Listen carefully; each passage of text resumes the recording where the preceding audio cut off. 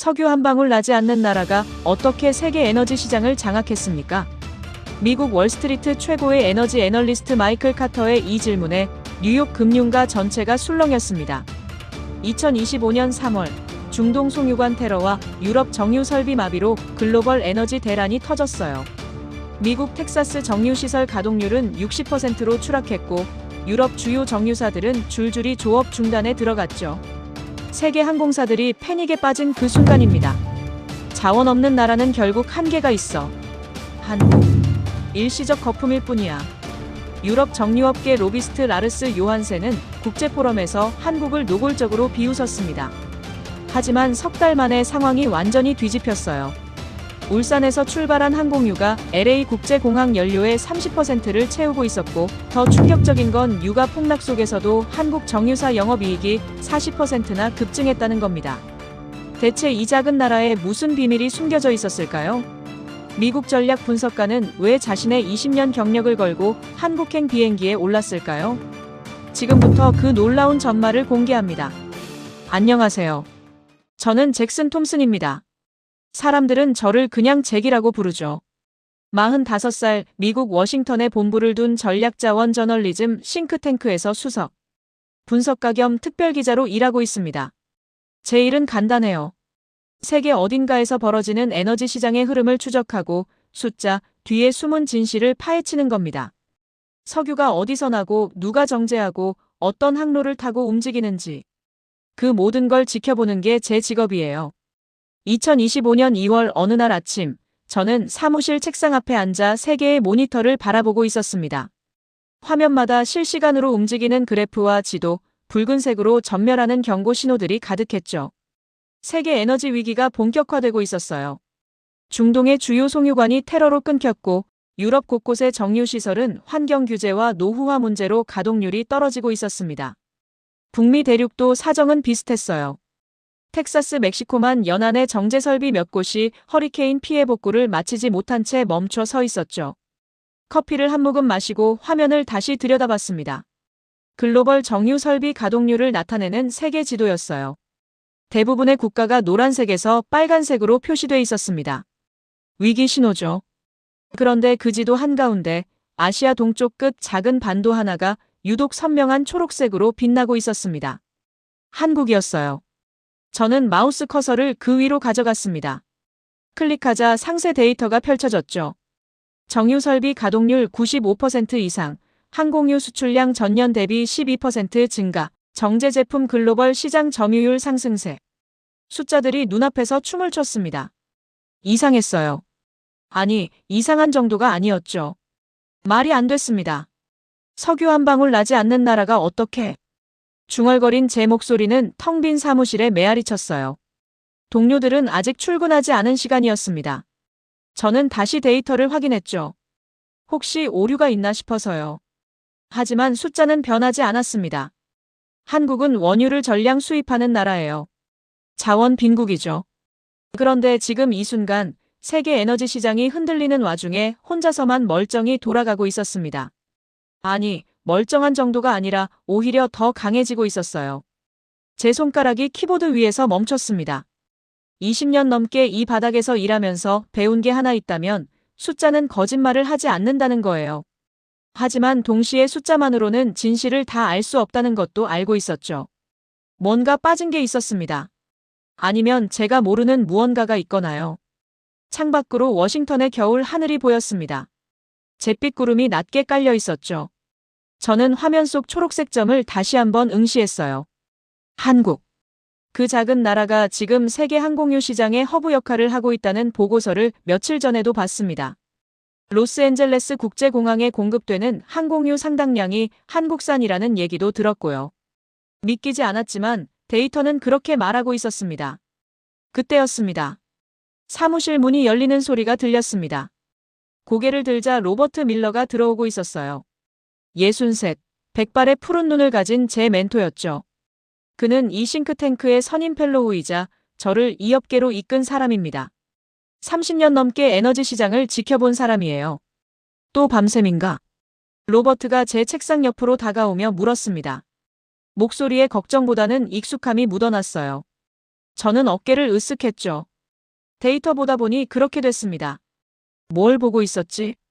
그가 제 모니터를 힐끗 보더니 눈을 가늘게 떴습니다. 화면 속 초록색 점이 그의 시선을 사로잡은 거죠. 저는 마우스로 한국 부분을 확대하며 말했어요. 이상한 일이 벌어지고 있습니다. 한국이요. 지금 세계가 난리인데 혼자만 멀쩡해요. 아니, 멀쩡한 게 아니라 오히려 더 잘 나가고 있습니다. 로버트는 잠시 화면을 들여다보다가 제 옆 의자에 앉았습니다. 그리고는 천천히 입을 열었죠. 자네 혹시 그런 생각 해본 적 있나? 우리가 세상을 잘못 보고 있을지도 모른다는 생각 말이야. 무슨 말씀이십니까? 자원이라는 게 말이야, 잭. 땅속에 묻혀있는 것만 자원이 아닐 수도 있다는 거지. 저는 미간을 찌푸렸습니다. 로버트는 가끔 이렇게 철학적인 소리를 했어요. 현장에서 일하는 저로서는 당장 이해가 안 갈 때가 많았죠. 그는 화면을 가리키며 계속 말했습니다. 자네는 지금 뭐가 보이지? 한국이 정유 제품을 많이 수출하고 있다는 겁니다. 그게 다인가? 네, 그게 이상하다는 거죠. 석유 한 방울 안 나는 나라가 어떻게 이렇게 할 수 있는지 말입니다. 로버트가 작게 웃었습니다. 뭔가 아는 듯한 표정이었어요. 그가 천천히 말했죠. 그게 바로 문제야, 잭. 자네는 지금 없는 것만 보고 있어. 석유가 없다는 것만 보고 있단 말이지. 하지만 진짜 중요한 건 있는 것일 수도 있네. 그들이 무엇을 가지고 있는지 말이야. 저는 고개를 갸웃했습니다. 로버트의 말은 늘 이랬어요. 명확한 듯 하면서도 뭔가 빠져있는 느낌이었죠. 그가 제 어깨를 가볍게 두드렸습니다. 자네한테 조언 하나 해주지. 이번엔 숫자만 보지 말게. 현장을 봐. 사람들을 만나보고 그들이 어떻게 일하는지 직접 눈으로 확인해봐. 그러면 답이 보일 거야.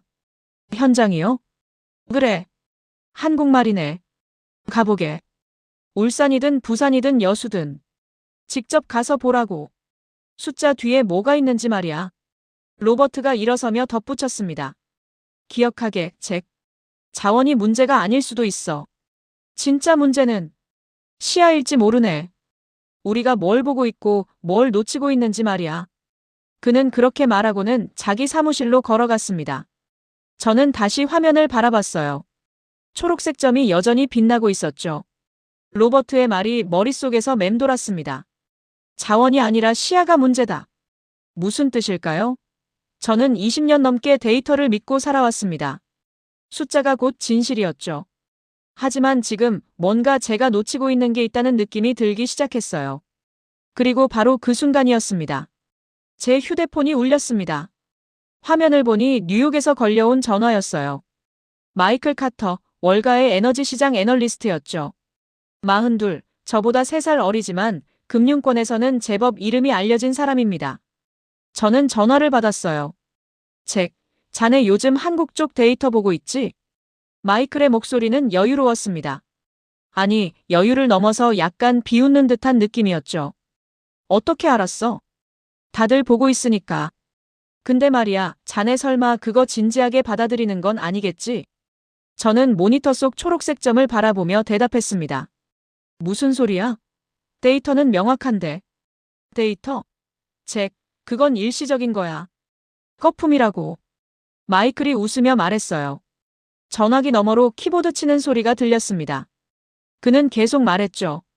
생각해봐. 석유 한 방울 안 나는 나라가 정유 강국? 말이 돼? 그건 그냥 운이 좋았던 거야. 중동이랑 러시아가 흔들리니까 잠깐 틈새를 파고든 거지. 시장이 안정되면 금방 원래대로 돌아갈 거라고. 저는 입술을 깨물었습니다. 사실 마이클의 말이 제 생각과 크게 다르지 않았거든요. 저도 처음엔 그렇게 봤어요. 하지만 로버트의 말이 자꾸 귓가에 맴돌았죠. 근데 가동률이 95%가 넘어. 그것도 몇 달째. 그러니까 더 이상한 거 아냐? 자원 없는 나라가 어떻게 그걸 유지해? 언젠간 무너질 수밖에 없어. 내 말 기억해둬, 잭. 전화를 끊고 나서 저는 한숨을 내쉬었습니다. 마이클만이 아니었어요. 며칠 전 유럽 정유업계 컨퍼런스 보고서를 읽었는데 거기서도 비슷한 얘기가 나왔죠. 라르스 요한센이라는 덴마크 출신 로비스트가 한국의 성과를 착시 효과라고 규정했습니다. 그는 기조연설에서 이렇게 말했어요. 한국의 약진은 구조적 강점이 아니라 일시적인 시장 왜곡의 산물입니다. 그의 말은 유럽 언론에 인용됐고 업계 사람들 사이에서 빠르게 퍼졌죠. 저도 그 기사를 스크랩해뒀습니다. 솔직히 말하면 저 역시 그쪽에 더 기울어져 있었어요. 오후가 되자 동료들이 하나둘 사무실로 들어왔습니다. 저는 회의실에서 팀 미팅을 진행했죠. 화면에 한국 데이터를 띄워놨어요. 동료 3명이 자리에 앉았습니다. 여러분, 이번 주 특집 주제를 정해야 합니다. 저는 한국 정유 산업을 제안하려고 해요. 가장 먼저 반응한 건 제시카였습니다. 36, 저보다 경력은 짧지만 날카로운 분석으로 유명한 동료였죠. 한국요? 그거 요즘 과대평가됐다는 얘기 많던데요. 맞아. 근데 그게 진짜 과대평가인지 확인해 볼 필요가 있지 않을까? 제 말에 팀원들이 서로 눈을 마주쳤습니다. 분위기가 미묘했어요. 결국 제일 나이 많은 데이비드가 입을 열었죠. 잭, 솔직히 말할게. 지금 그 주제는 리스크가 커. 만약 자네가 한국을 긍정적으로 쓰면 나중에 거품 붕괴하면 우리 싱크탱크 신뢰도에 타격이야. 그럼 부정적으로 쓴다면? 그게 안전하지. 데이비드의 말이었습니다. 저는 천천히 고개를 끄덕였어요. 그날 밤 저는 책상 앞에 앉아 노트북을 열었습니다. 일주일이 생각보다 빨리 지나갔습니다. 출발 전날 밤 저는 호텔 예약 확인서와 취재 일정표를 들여다보고 있었어요. 울산, 부산, 여수. 한국의 주요 정유 도시들이었죠. 그런데 자꾸만 머뭇거려지는 제 자신을 발견했습니다. 노트북을 열어 지난 석 달간 모아둔 자료를 다시 펼쳤어요. 라르스 요한센의 컨퍼런스 발표 자료, 마이클이 보내준 금융 분석 보고서, 유럽 언론의 회의적인 기사들. 모두 한 목소리로 말하고 있었죠. 한국의 약진은 일시적이다. 손가락이 마우스 위에서 멈췄습니다. 정말 그럴까? 아니면 모두가 놓치고 있는 뭔가가 있을까? 휴대폰이 울렸어요. 로버트였습니다. 내일 출발이지? 네, 아침 7시 비행기입니다. 긴장되나? 저는 솔직하게 답했어요. 사실은 좀 헷갈립니다. 제가 뭘 찾아야 할지 모르겠어요. 로버트가 잠시 침묵하더니 천천히 말했습니다. 잭, 자네는 지금 2가지 길 앞에 서 있네. 하나는 모두가 믿는 걸 확인하러 가는 길이고 다른 하나는 진실이 뭔지 찾으러 가는 길이야. 차이가 뭡니까? 첫 번째 길은 편해. 이미 답이 정해져 있으니까. 2번째 길은 불편하지. 자네가 틀렸을 수도 있고 모두가 틀렸을 수도 있으니까. 제 가슴이 조여왔습니다. 선생님이라면 어떻게 하시겠습니까? 나라면. 로버트가 웃었어요. 2번째를 택하겠네. 그게 우리 일이니까. 전화를 끊고 저는 창밖을 바라봤습니다. 거리에 차들이 지나가고 있었어요. 모두 자기 길을 가고 있었죠. 다음 날 새벽 공항으로 가는 택시 안에서 저는 또 마이클한테서 문자를 받았습니다. 잭, 마지막으로 한마디만 할게. 감정에 휘둘리지 마. 자원 없는 나라는 결국 한계가 있어. 그게 현실이야. 저는 답장을 쓰지 않았습니다. 대신 창밖을 봤어요. 동이 트고 있었죠. 공항 탑승구에 도착했을 때 제 옆에 젊은 한국인 남자가 앉았습니다. 그는 노트북으로 뭔가 작업하고 있었어요. 화면에 정유 플랜트 설계도가 보였죠. 저는 조심스럽게 물었습니다.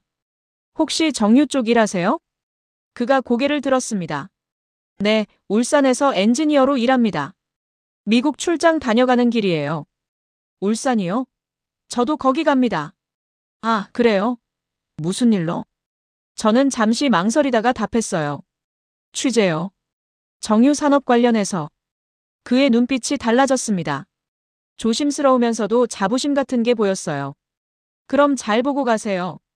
우리 단지는 뭐랄까 직접 보시면 아실 겁니다. 탑승 안내 방송이 나왔습니다. 저는 가방을 들고 일어섰어요.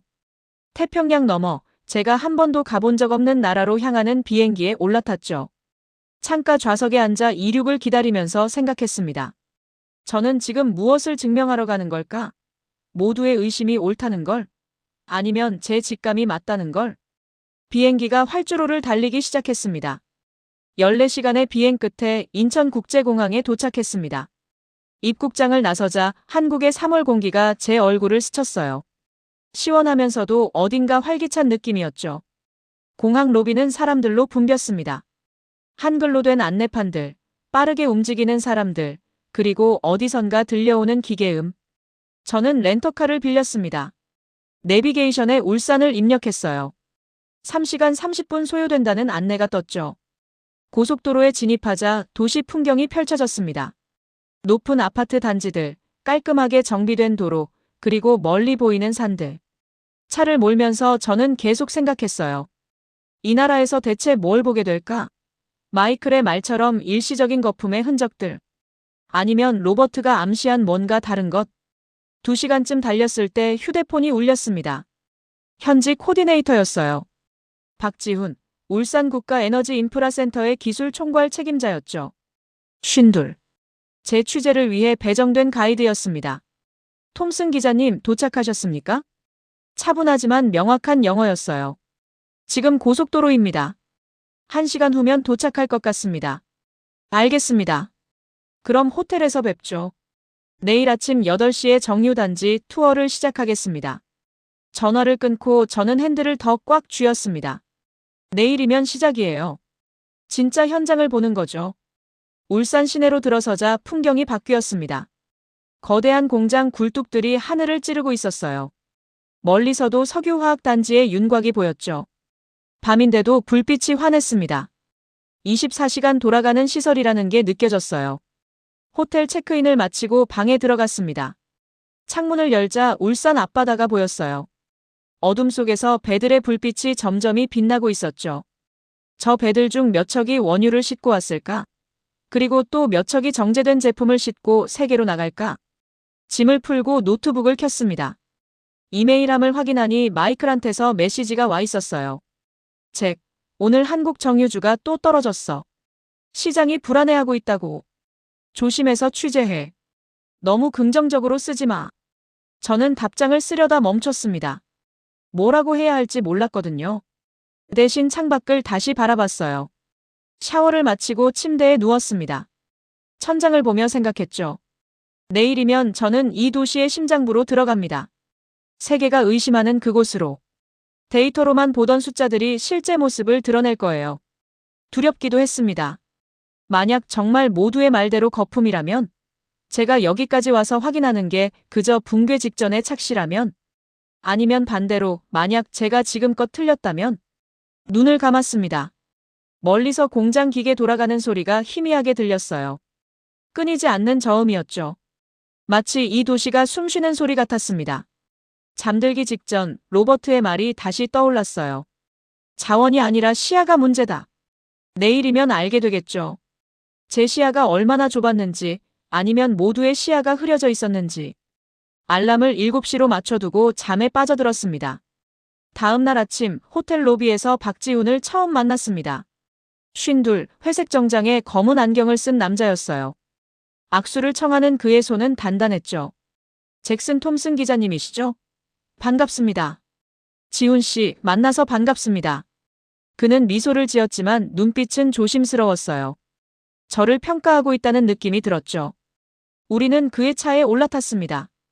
오늘은 울산 석유화학단지를 돌아볼 겁니다. 준비되셨죠? 네, 물론입니다. 차가 출발하자 지훈이 말했습니다. 솔직히 말씀드릴게요. 요즘 해외 언론이 우리를 어떻게 보는지 압니다. 거품이라고 하죠? 저는 당황했어요. 너무 직설적이었거든요. 그런 의견들이 있긴 합니다. 이해합니다. 석유 안 나는 나라니까요. 그의 목소리에 씁쓸함이 묻어났습니다. 하지만 동시에 뭔가 다른 것도 느껴졌어요. 자신감? 아니면 자부심? 하지만 톰슨 기자님, 오늘 하루만 보시면 됩니다. 판단은 그 후에 하셔도 늦지 않아요. 우리는 산업도로를 따라 달렸습니다. 차창 밖으로 거대한 파이프라인들이 보이기 시작했어요. 하늘을 가로지르는 은색 배관들, 끝없이 이어지는 탱크들. 규모가 상상을 초월했습니다. 저게 다 정유시설입니까? 일부입니다. 울산 단지는 서울 여의도의 14배 크기예요. 지훈이 담담하게 말했죠. 과장이 아니었습니다. 제 눈앞에 펼쳐진 건 하나의 도시 같았어요. 철과 콘크리트로 이루어진 밤낮 없이 돌아가는 거대한 기계 도시. 게이트 앞에 도착했습니다. 보안 요원이 신분증을 확인했어요. 철저했죠. 지훈이 설명했습니다. 여긴 국가기관 시설입니다. 보안이 삼엄해요. 게이트를 통과하자 진짜 세계가 펼쳐졌습니다. 증류탑들이 하늘을 찌르고 배관들이 거미줄처럼 연결돼 있었어요. 곳곳에서 수증기가 뿜어져 나왔고 기계 소리가 공기를 채웠습니다. 차에서 내리자 지훈이 헬멧을 건넸습니다.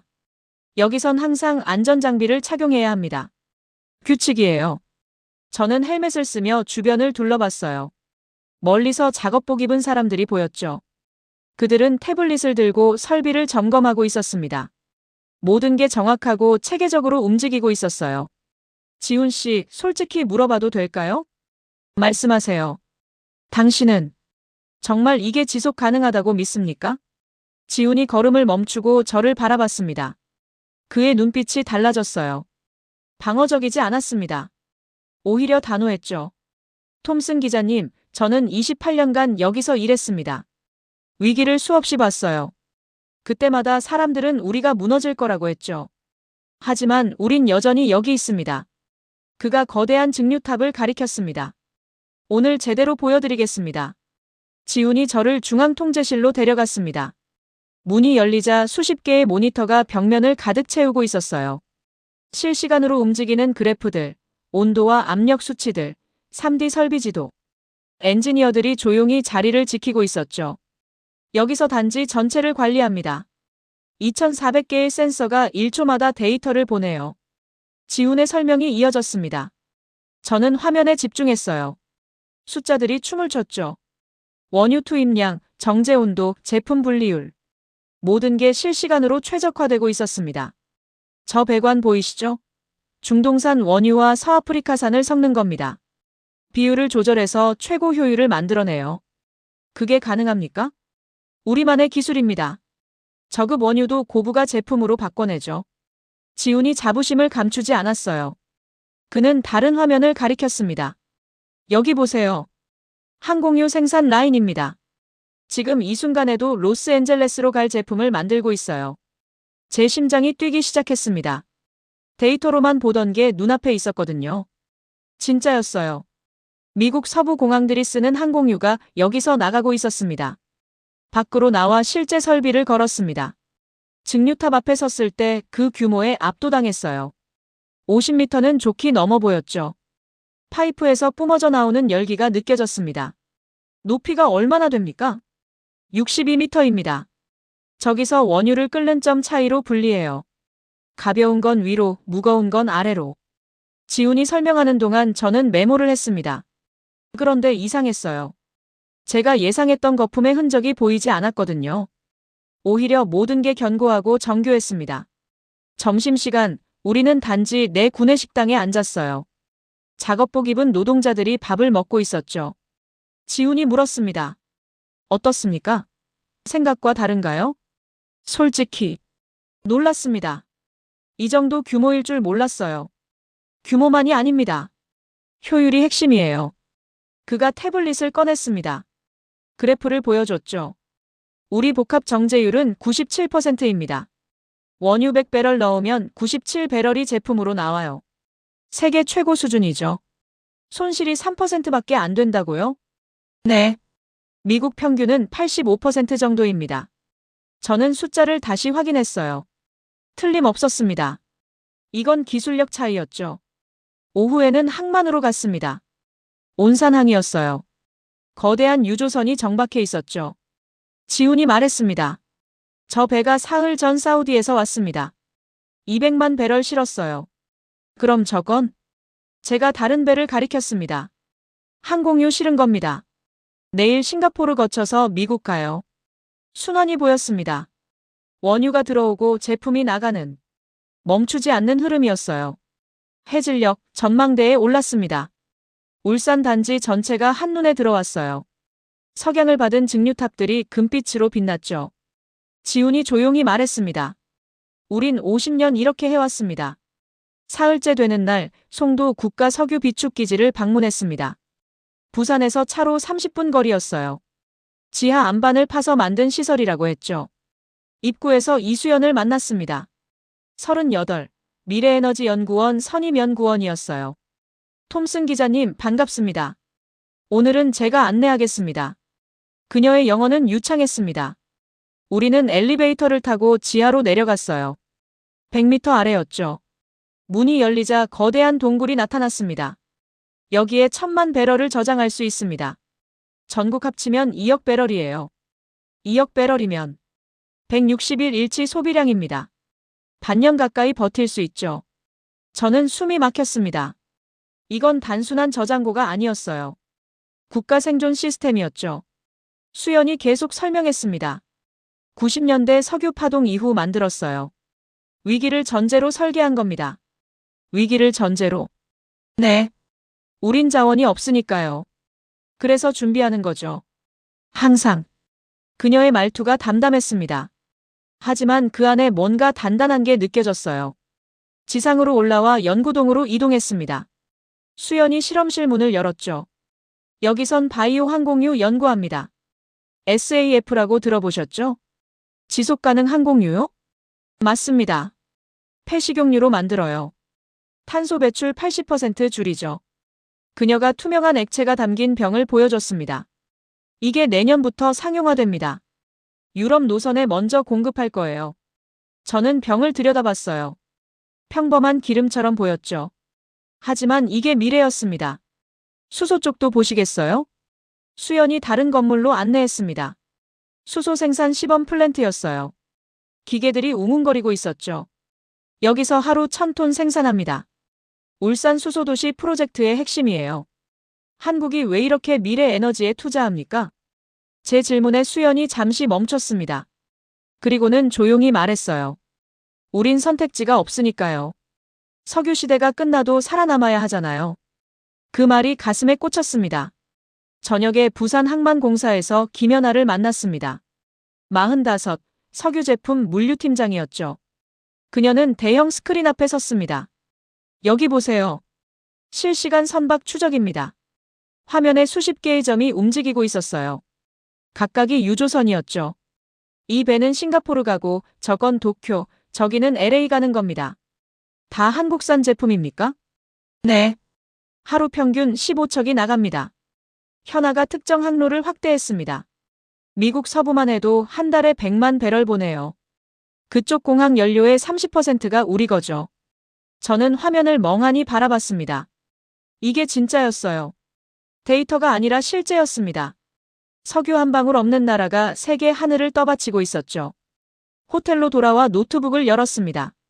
중간 보고서를 쓰기 시작했어요. 손가락이 키보드 위에서 빠르게 움직였습니다. 제목을 적었죠. 한국 정유 산업 거품이 아닌 구조적 강점. 중간 보고서를 본사에 보낸 건 한국 도착 열흘째 되던 날이었습니다. 이틀 후 반응이 오기 시작했어요. 편집장한테서 먼저 연락이 왔죠. 잭, 보고서 잘 봤네. 꽤 긍정적이던데. 네, 현장이 예상과 달랐습니다. 좋아. 우선 온라인에 올리겠네. 반응 보고 최종 기사 방향 잡자고.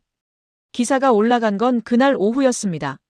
제목은 석유 없는 나라의 역설 한국은 어떻게 정유 강국이 됐나였어요.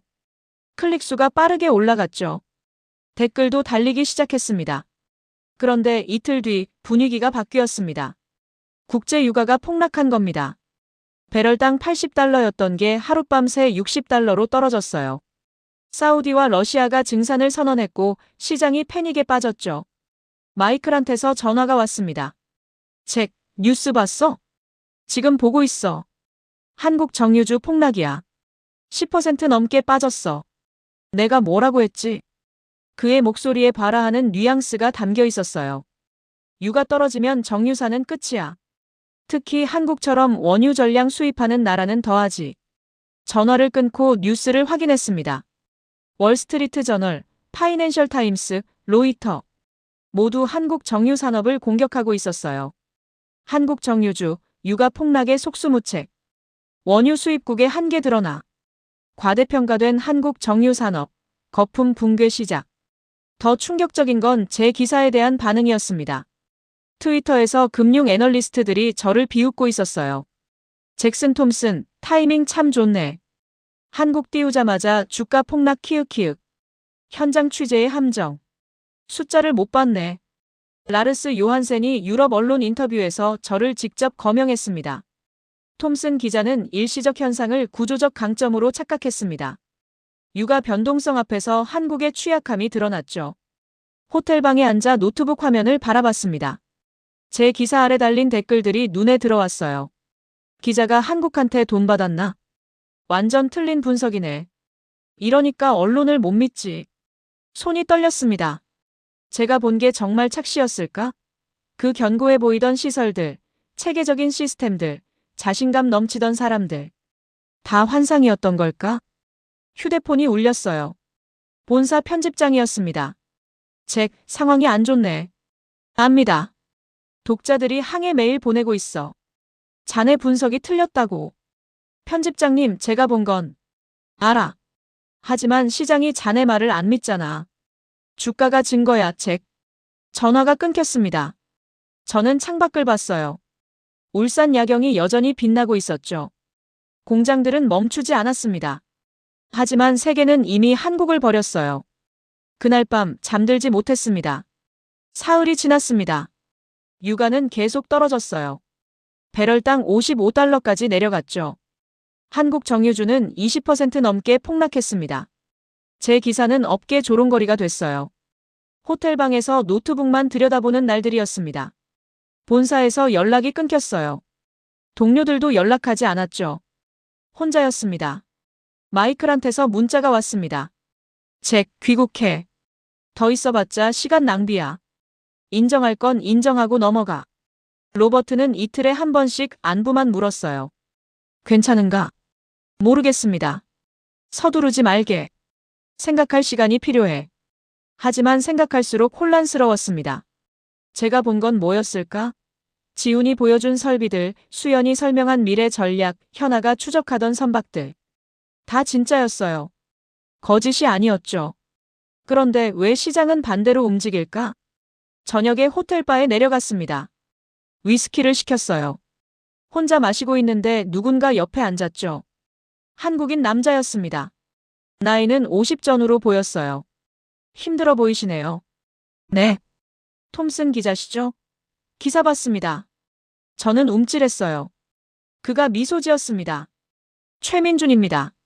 정유사 전략기획 이사예요. 아, 요즘 힘드시죠? 시장이 난리니까. 솔직히 대답했습니다. 제가 틀렸나 봅니다. 민준이 고개를 저었어요. 아닙니다. 기자님은 제대로 보셨어요. 하지만 주가는 공포를 반영합니다. 구조는 안 봐요. 그가 조용히 말했죠. 내일 시간 있으세요? 제대로 보여드리고 싶은 게 있습니다. 뭔데요? 숫자요. 진짜 숫자. 유가 떨어질 때 우리가 어떻게 되는지. 저는 잠시 망설였습니다. 계속 파고들어야 할까? 아니면 이대로 돌아가야 할까? 민준이 명함을 건넸습니다. 내일 아침 9시 본사 전략 기획실로 오세요. 기다리겠습니다. 그는 일어나 가버렸어요. 저는 명함을 들여다봤습니다. 손이 떨렸죠. 위스키를 비우고 방으로 올라갔습니다. 창밖엔 여전히 공장 불빛이 깜빡이고 있었어요. 멈추지 않는 빛이었죠. 침대에 누워 천장을 봤습니다. 로버트의 말이 또 떠올랐어요. 시야가 문제다. 어쩌면 제 시야가 아직도 좁은 걸까? 유가 폭락이라는 표면만 보고 그 아래를 못 보는 걸까? 잠들기 전 결심했습니다. 내일 가보기로. 새벽 4시에 잠에서 깼습니다. 더 이상 잘 수가 없었어요. 침대에서 일어나 창가에 섰죠. 울산 앞바다가 어둠 속에 잠겨 있었습니다. 멀리서 배 한 척이 불빛을 켜고 움직이고 있었어요. 노트북을 켰습니다. 이메일함을 확인했죠. 새벽인데도 메시지들이 와 있었어요. 대부분 비난이었습니다. 당신 때문에 손실봤습니다. 무책임한 기사였어요. 기자 자격 있습니까? 하나하나 읽으면서 가슴이 무너졌어요. 20년 쌓아온 신뢰가 일주일 만에 무너지고 있었습니다. 마이클한테서 또 메시지가 와 있었어요. 잭, 한국 정유사 실적 전망 하향됐어. 애널리스트들 목표가 다 낮췄다고. 자네 기사 완전히 틀렸어. 손가락이 키보드 위에서 떨렸습니다. 답장을 쓰려다 멈췄죠. 뭐라고 해야 할까? 제가 본 게 착각이었다고. 미안하다고. 커피를 내렸습니다. 쓴맛이 입안에 퍼졌어요. 창밖이 조금씩 밝아오고 있었죠. 제 커리어가 끝나는 걸까? 이렇게? 한국이라는 나라를 잘못 봐서? 소파에 앉아 지난 열흘을 되돌아봤습니다. 지훈이 보여준 통제실, 수연이 설명한 바이오 항공유, 현아가 추적하던 항로들. 모두 진짜였어요. 꾸며낸 게 아니었죠. 그런데 왜 시장은 믿지 않을까? 아니, 어쩌면 제가 놓친 게 있는 걸까? 그들이 보여주고 싶은 것만 본 걸까? 해가 떠올랐습니다. 울산 바다가 주황빛으로 물들었어요. 아름다웠지만 슬펐습니다. 8시, 샤워를 하고 옷을 갈아입었습니다. 거울 속 제 얼굴을 봤어요. 수염이 덥수룩했고 눈가에 다크서클이 짙었죠. 피곤해 보였습니다. 민준의 명함을 다시 꺼냈습니다. 정말 가야 할까? 더 깊이 파면 뭐가 나올까? 진실? 아니면 더 큰 실망? 로비로 내려갔습니다. 프런트 직원이 밝게 인사했어요. 좋은 아침입니다. 저는 고개만 끄덕였죠. 좋은 아침이 아니었거든요. 호텔 밖으로 나섰습니다. 아침 공기가 차가웠어요. 출근하는 사람들이 거리를 지나갔죠. 모두 자기 삶을 살고 있었습니다. 저는 택시를 잡았습니다. 기사님한테 주소를 보여줬어요. 정유사 본사요? 네, 알겠습니다. 차가 출발했습니다. 창밖 풍경이 흘러갔어요. 제 마음도 흘러가고 있었죠. 어디로 가는지 모른 채. 민준을 만나면 뭘 물어봐야 할까? 육아 폭락 속에서도 정말 괜찮다고. 시장이 틀렸다고. 아니면 제가 틀렸다는 걸 확인하러 가는 걸까? 정유사 건물이 보이기 시작했습니다. 마지막 선택의 순간이었어요. 정유사 로비에 들어섰습니다. 높은 천장과 깔끔한 대리석 바닥이었어요. 접수대 직원이 민준한테 연락했고 5분 후 그가 내려왔습니다. 오셨군요. 솔직히 안 오실 줄 알았습니다. 저도 그럴 뻔했어요. 민준이 미소 지었습니다. 엘리베이터를 타고 15층으로 올라갔어요. 전략기획실이었죠. 회의실 문을 열자 2명이 더 있었습니다. 한 명은 재무팀장, 다른 한 명은 리스크관리 책임자였어요. 그들은 노트북과 서류들을 준비해뒀죠. 앉으시죠. 민준이 의자를 권했습니다. 저는 앉으며 물었어요. 왜 이렇게까지 해주십니까?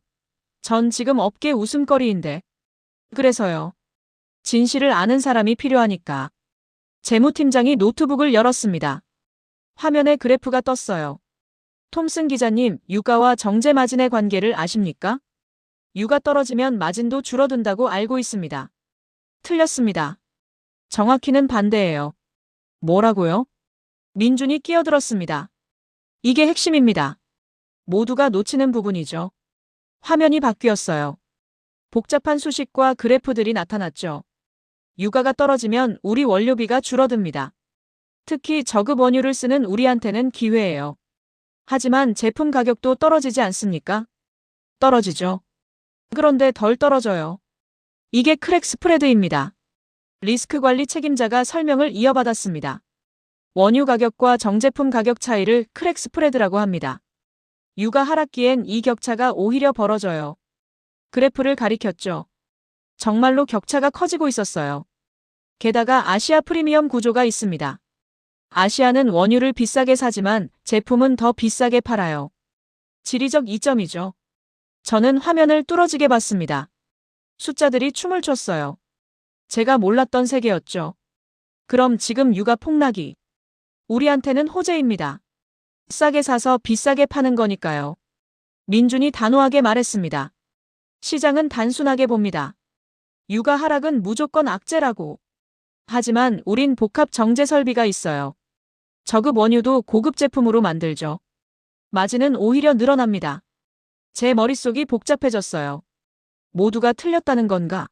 아니면 이게 그들만의 착각인가? 증명할 수 있습니까? 다음 분기 실적 보시면 됩니다. 하지만 민준이 잠시 멈췄습니다. 기다릴 수 있으세요? 시장이 깨닫기까지. 저는 숨을 깊이 들이마셨습니다. 현장을 다시 보고 싶습니다. 제대로. 민준이 고개를 끄덕였어요. 그럼 오늘 오후 울산으로 갑시다. 진짜를 보여드리죠. 오후 2시 다시 울산 정유 단지에 섰습니다. 하지만 이번엔 달랐어요. 민준과 지훈이 함께였죠. 그들은 저를 재무분석실로 데려갔습니다. 여기 보세요. 실시간 마진 데이터입니다. 화면에 숫자들이 떴어요. 원유 매입가, 제품 판매가, 그리고 그 차이. 크랙 스프레드가 정말로 벌어지고 있었습니다. 지난 3주간 마진이 배럴당 12달러에서 16달러로 늘었습니다. 유가가 떨어졌는데도요? 그래서요. 저급 원유 가격은 더 많이 떨어졌거든요. 우린 그걸 삽니다. 지훈이 다른 화면을 보여줬습니다. 나이지리아산 원유 한 달 전엔 배럴당 75달러였어요.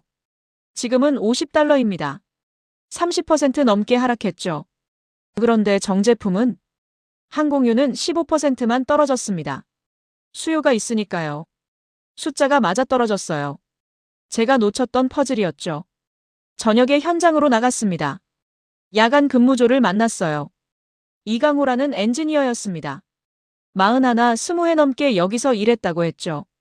기자님, 육아는 늘 출렁입니다. 우린 그 속에서 일해왔어요. 무섭지 않습니까? 무섭죠. 하지만 우린 준비돼 있어요. 98년 외환위기 때도 2008년 금융위기 때도 버텼습니다. 그의 목소리가 담담했어요. 50년 축적된 경험이 느껴졌죠. 다음 날 부산항으로 갔습니다. 현아를 다시 만났어요. 그녀가 새 데이터를 보여줬습니다. 이번 달 수출량 보세요. 오히려 늘었어요. 어떻게요? 경쟁사들이 생산 줄였거든요. 유가 하락에 겁먹고 우린 오히려 시장 점유율 키웠습니다. 화면에 항로들이 빛나고 있었어요. 한국에서 뻗어나가는 선들이었죠. 서울로 올라갔습니다. 산업통상자원부 정유진 과장을 만났어요. 그녀가 정책 문서를 펼쳤습니다. 우리 에너지 안보 전략은 70년대부터 시작됐습니다. 오일 쇼크 이후요. 그때부터요? 네. 자원 없는 나라니까 더 철저히 준비했죠. 비축, 다변화, 기술 개발. 모두 위기 대응 시스템입니다. 그녀의 말이 퍼즐의 마지막 조각이었어요. 호텔로 돌아와 노트북을 열었습니다. 손가락이 키보드 위에서 움직이기 시작했어요. 이번엔 확신이 있었습니다. 새 제목을 썼죠. 석유 한 방울 없는 나라가 세계 에너지의 심장이 되다. 한국 정유 산업의 진실. 밤새 썼습니다. 숫자들, 인터뷰들, 현장의 목소리들. 모든 걸 담았어요. 제 편견도 시장의 오해도 그리고 한국의 진짜 강점도. 새벽 5시 마침표를 찍었습니다. 보내기 버튼을 눌렀어요. 창밖으로 해가 떠오르고 있었습니다. 3주가 지났습니다. 제 최종 보고서가 나간 뒤였어요. 반응은 조용했지만 강렬했습니다. 처음엔 회의적이던 사람들이 하나둘 데이터를 확인하기 시작했죠. 그리고 한국 정유사들의 분기 실적이 발표됐습니다. 영업이익이 40% 증가했어요. 유가 하락 속에서도요. 시장이 술렁였죠. 마이클한테서 전화가 왔습니다. 잭, 자네가 맞았어. 내가 틀렸네. 목소리에 당혹감이 묻어났어요. 괜찮아, 마이클. 나도 처음엔 몰랐으니까. 라르스 요한센도 유럽 언론 인터뷰를 정정했습니다. 한국 정유 산업을 재평가해야 한다고요. 워싱턴으로 돌아왔습니다. 로버트가 공항에 나와 있었어요. 그가 악수를 청했죠. 수고했네, 잭. 선생님 말씀이 맞았습니다. 시야가 문제였어요. 아니야. 자네가 시야를 넓힌 거지. 사무실로 복귀한 첫날, 팀 회의가 있었습니다. 동료들이 박수를 쳤어요. 제시카가 말했죠. 잭, 우리가 편견에 갇혀 있었어. 미안해. 아니야. 우리 모두 배운 거야. 그날 저녁 집에 돌아와 노트북을 열었습니다. 한국에서 찍은 사진들을 꺼내봤어요. 울산 단지의 야경, 부산항의 유조선들, 송도 비축기지. 그리고 사람들. 지훈, 수연, 현아, 민준, 강호. 그들의 얼굴이 떠올랐습니다. 석유 없는 나라에서 50년간 위기를 전제로 일해온 사람들. 세계가 의심할 때도 묵묵히 자기 일을 한 사람들이었죠. 창밖 워싱턴 밤하늘을 봤어요. 저 너머 태평양 건너편에서 지금도 정유 설비들이 돌아가고 있겠죠. 항공유를 만들어 세계로 보내고 있을 거예요. 휴대폰이 울렸습니다. 지훈한테서 메시지였어요. 기자님, 기사 잘 봤습니다. 감사합니다. 진실을 써주셔서. 미소가 나왔습니다. 답장을 보냈죠. 제가 감사합니다. 모는 법을 가르쳐 주셔서. 노트북을 덮었습니다. 책상 위에 새 프로젝트 파일이 놓여 있었어요. 다음 취재 주제였죠. 하지만 이제 알았습니다. 숫자만 보면 안 된다는 것을. 현장을 봐야 하고 사람들을 만나야 하고 편견을 내려놔야 한다는 것을. 자원이 아니라 시야가 중요하다는 것을.